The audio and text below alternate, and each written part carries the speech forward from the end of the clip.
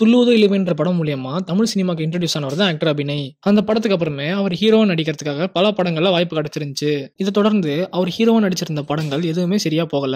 அதே மாதிரி துப்பாக்கி படத்துலயும் அஞ்சான் படத்துலயும் வித்யுத் ஜமாலுக்கு டப்பிங் பண்ணதும் இவர் தான். இதை தொடர்ந்து படங்களே இல்லாம ரொம்ப வருஷமா கஷ்டப்பட்டு வந்துட்டு இருந்தாரு. பட வாய்ப்புகள் இல்லாதனால காசு இல்லாம அம்மா ஹோட்டல்ல தான் சாப்பிடுவேன் அப்படின்னு பல இன்டர்வியூல இவர் சொல்லியிருந்தாரு. அதை தொடர்ந்து இவரோட உடம்பு கண்டிஷனும் ரொம்ப மோசமாயிட்டு தான் போயிட்டு இருந்துச்சு. இவரோட பரிதாப நிலையை பார்த்து நிறைய பேர் ஷாக் ஆயிருந்தாங்க.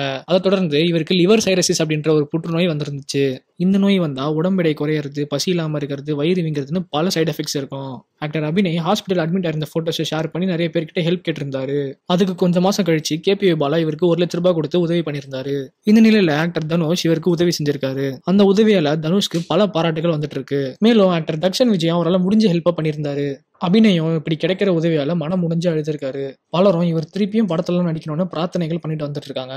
இதை தொடர்ந்து ஆக்டர் தனுஷ் இவருக்கு அப்படி என்ன உதவி செஞ்சிருந்தாருன்னா 5,00,000 கொடுத்து உதவி செஞ்சிருந்தாரு. இதை தொடர்ந்து பலருமே தனுஷை பாராட்டிட்டு வந்துட்டு இருக்காங்க. ஆக்டர் அபிநயம் சரியாயி வந்துடணும் அப்படின்ட்டு பலரும் பிரார்த்தனை பண்ணிட்டு இருக்காங்க. இதை பத்தி என்ன நினைக்கிறீங்கன்னு கமெண்ட் பண்ணுங்க. வீடியோ பிடிச்சிருந்தா லைக் பண்ணுங்க, கமெண்ட் பண்ணுங்க, ஷேர் பண்ணுங்க, சப்ஸ்கிரைப் பண்ணுங்க. மறக்காம பக்கத்துல இருக்க பெல் ஐகானை கிளிக் பண்ணுங்க.